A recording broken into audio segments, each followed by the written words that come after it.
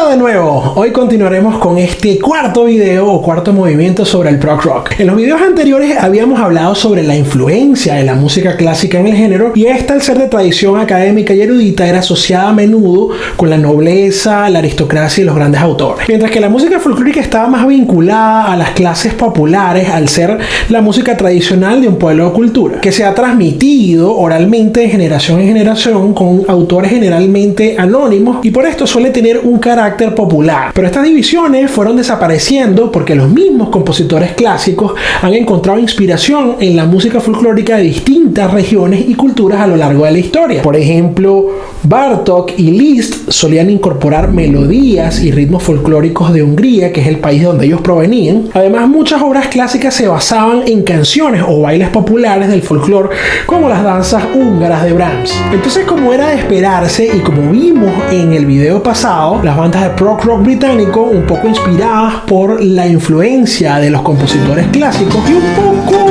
por la idea de mezclar más elementos musicales en sus creaciones, también adoptan elementos de folclore europeo, especialmente y obviamente el británico. Y aunque parezca irónico, es precisamente esa preferencia por abrazar la música de raíz nacional por sobre la influencia del blues que tradicionalmente traía la música rock, que es justamente lo que hace que el rock progresivo resuene en muchos países y los inspira a desarrollar sus propias movidas autóctonas de rock progresivo, pero esto hablaremos más adelante. Hola, mi nombre es Néstor Moya, hoy hablaremos de prog rock y esto es Hablemos Música.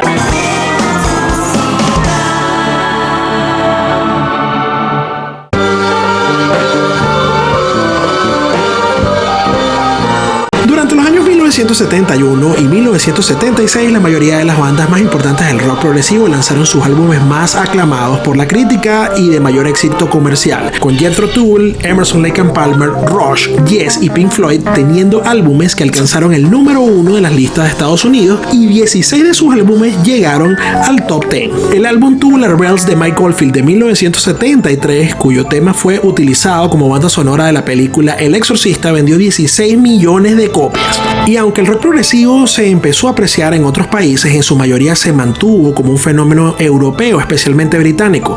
Pocos grupos estadounidenses se involucraron en este género y los representantes más puros como Starcastle y Happy the Men se limitaron a sus propias regiones geográficas. Esto se debe al menos en parte a las diferencias en la industria musical entre los Estados Unidos y Gran Bretaña, y también hubo factores culturales, ya que los músicos estadounidenses solían, como hemos dicho varias veces, provenir del blues, mientras que los europeos tenían esta base de música clásica.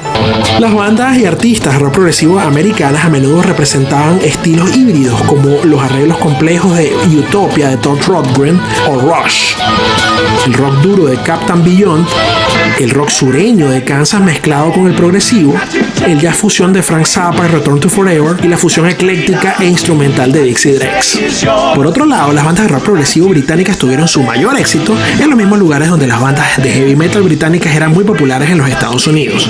Entonces el gusto por ambos géneros llevó al éxito de bandas del entonces llamado Arena Rock como Boston, Kansas y Styx, que combinaron elementos de ambos estilos pero de manera más digerible, rozando el pop. En Europa continental, el rock progresivo alcanzó la popularidad más rápido que en Estados Unidos. Por ejemplo, en Italia, que había permanecido bastante desinteresada en la música rock hasta ese momento, surgió una fuerte escena de rock progresivo italiano a principios de los años 70. El rock progresivo también surgió en Yugoslavia, por ejemplo, a finales de los años 60, dominando la escena del rock yugoslavo hasta finales de los 70. Muy pocas bandas europeas tuvieron éxito fuera de sus propios países, exceptuando a bandas holandesas como Focus y Golden Earring, a quienes les ayudó a escribir las letras en inglés, y los italianos Leorme, cuyas letras en inglés fueron escritas por Peter Hamill, líder de Van der Graaf Generator, y la premiata Forneria Marconi, que se la escribió Peter Sinfield, el letrista de King Crimson. En Alemania tenían su escena muy particular de rock progresivo, que de hecho es considerado otro género musical bautizado a disgusto de ellos muchas veces como krautrock. Las bandas de krautrock como Can, que incluía a dos miembros que habían estudiado bajo la tutela del compositor alemán Karlheinz Stockhausen, tendían a estar más influenciadas por la música clásica del siglo XX, que como ya hemos hablado era más vanguardista, mientras que las bandas británicas de rock progresivo, su vocabulario musical se inclinaba más hacia hacia la era romántica, que es la que imaginamos siempre cuando pensamos en música clásica. Otros ejemplos de bandas alrededor de Europa podrían ser, por ejemplo, Focus, de los Países Bajos, fundada en 1969, que alcanzó gran éxito en Europa con su álbum Moving Waves y su sencillo Hocus Pocus. La banda estaba liderada por el guitarrista Jan Ackerman y el flautista Fitz Van Lier. Banco del Mutuo Soccorso, Italia, fundada en 1969, que se hizo famosa por su álbum Darwin y su sencillo La Evoluzione. La banda era conocida por su complejidad musical y su uso de letras en italiano. Por su parte, por España, Triana, la banda de rock progresivo fundada en 1974, que se hizo famosa por su fusión de rock progresivo y flamenco. La banda era liderada por el guitarrista Jesús de la Rosa y alcanzó gran éxito en España con su álbum El Patio.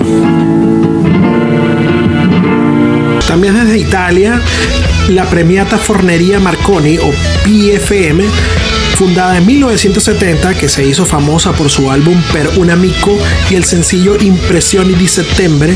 La banda era conocida por su virtuosismo musical y su uso de letras en italiano. Desde Grecia, Aphrodite Child, o Los Hijos de Afrodita, fundada en 1967, que se hizo famosa por su álbum 666 y su sencillo Rain and Tears. La banda era liderada por el tecladista Vangelis y el vocalista Denis Rousseau. Desde Francia estaban Ange. Su música combina elementos del rock, folk y música clásica, y sus letras a menudo tratan temas políticos y sociales. Desde Hungría, Omega, una banda de rock progresiva fundada en Hungría en 1962, y aunque su música evolucionó y pasó por distintos géneros durante los años, su periodo de rock progresivo espacial de los años 70 se considera uno de los más influyentes en la música húngara. También de Alemania, Grobschnik, no sé si lo dije bien, una banda de rock progresivo fundada en Alemania en 1970. Su música combina elementos de rock psicodélico, jazz, música electrónica, y su álbum Solar Music Live es considerado uno de los más importantes del género en Alemania.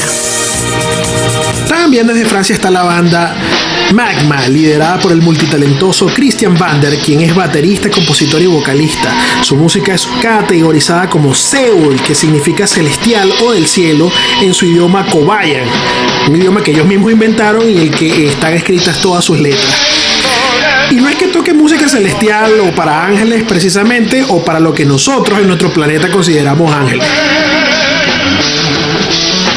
Por Suecia está Kaipa, liderada por Hans Luding y Roine Stolt, que entregaban un rock sinfónico soñador con melodías sencillas pero súper efectivas y un montón de emociones, como era de esperarse de la representación de Suecia.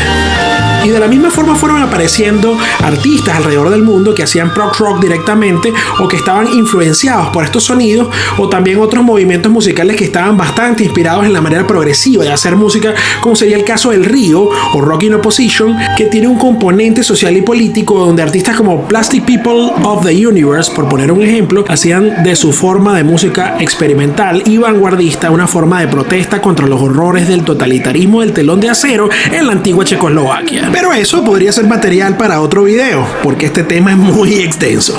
Entonces, en Japón, el interés por estos estilos estuvo más marcado por la influencia de bandas como Pink Floyd, Halloween, y lo que hizo que muchas bandas practicaran formas similares al llamado Space Rock, donde podemos citar a Hiro Yanagida, Shinki-Chen and Friends, o la espectacular Far East Family Band, donde un aún desconocido Kitaro tocaba los teclados antes de ser un referente de la música New Age y electrónica.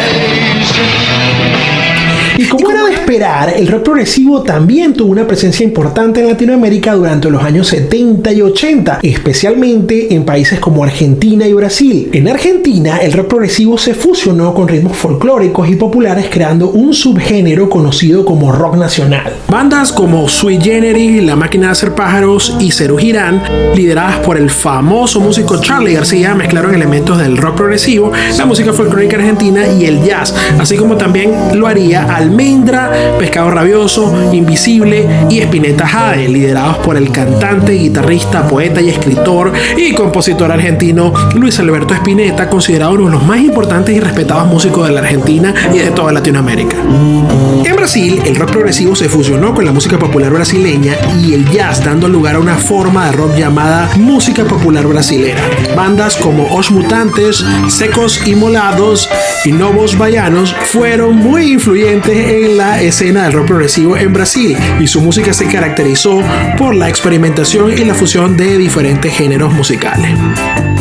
En otros países de Latinoamérica como México y Chile también hubo bandas de rock progresivo. En México, bandas como Chuck Moll y El Ritual mezclaron el rock progresivo con la música folclórica mexicana. Mientras que en Chile la banda Los Jaivas combinó el rock progresivo con la música andina y folclórica. En mi país de origen, Venezuela, también tenemos una rica historia de rock progresivo. Por ejemplo, un tecladista de origen alemán llamado Vitas Brenner, que en verdad es más venezolano que la arepa, se enamoró de Venezuela tanto que retrató la belleza de su geografía en canciones instrumentales como Morrocoy, Playa El Agua, Cariaco y San Agustín, entre otras. Su música era una mezcla encantadora de rock sinfónico progresivo con elementos de fusión, rock espacial y folclore venezolano gracias a la inclusión de instrumentos tradicionales como el cuatro y el arpa llanera. En los 70, muchos artistas venezolanos famosos en la música popular de los 80 tuvieron sus inicios o su pasado de rock progresivo. Por ejemplo, el caso de Pedro Castillo, quien más tarde se convirtió en una personalidad de radio y televisión y de la publicidad. En su momento fue el guitarrista y vocalista de Témpano, una banda de rock progresivo que grabó el álbum Atabal Yamal, que en su momento no fue muy conocido, pero que con el tiempo se convirtió en un ítem para coleccionistas y amantes del género en todo el mundo. Y aunque su fama la logró siendo el vocalista de Aditus, una banda de pop rock muy exitosa en Venezuela en los 80, Aditus también comenzó como una banda de rock progresivo en los años 70.